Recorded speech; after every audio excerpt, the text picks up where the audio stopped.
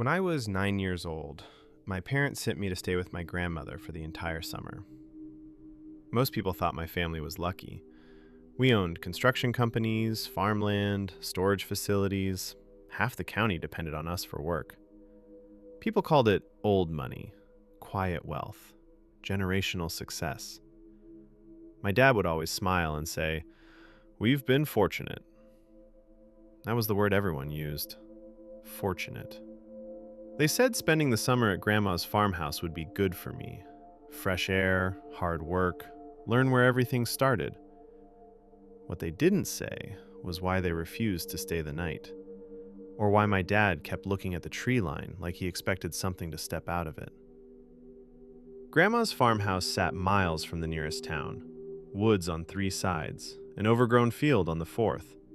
Even during the day, sound felt muffled, like the world had a blanket over it. The first night, Grandma gave me one rule. If you wake up and hear something moving outside, you stay in bed. Don't go to the window. At first, everything felt ordinary. We picked beans, fixed fences, ate dinner before sunset. But every morning, there were small piles on the porch steps. Gold, coins, chains, jewelry still covered in dirt. Grandma gathered them in a tin bucket like it was nothing. I asked where they came from. She looked toward the field and said one word: payment. The sound started a week later. Not footsteps, dragging. Something moving slowly around the house at night. Scrape, pause, scrape. Like it was circling, checking. One night, I broke the rule. I looked out the window. It wasn't standing, it was crouched, right below the frame.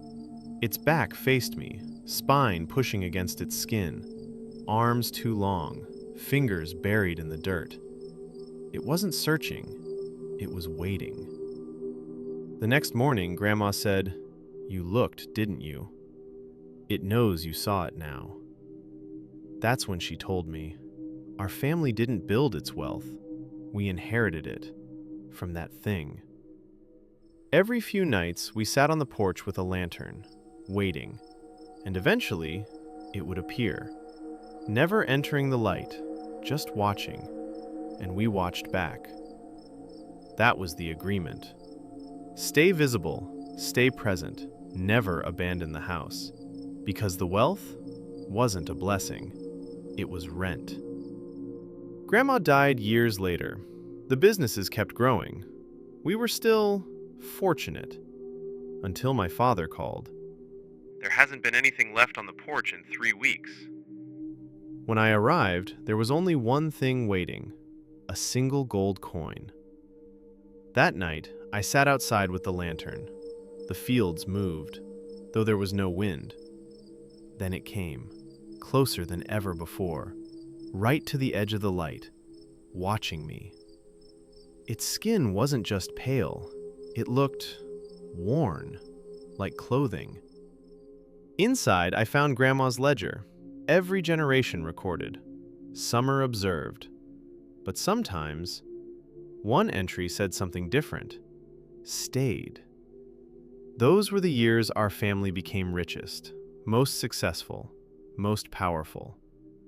The gold wasn't payment, it was incentive to keep us coming back, to keep someone here so it could learn. How we move, how we sit, how we live, how to be human.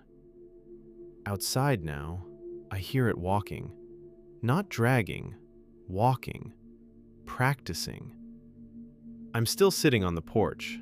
The lantern is almost out, and something is standing just behind me, waiting for me to get up, so it can see how that's done too.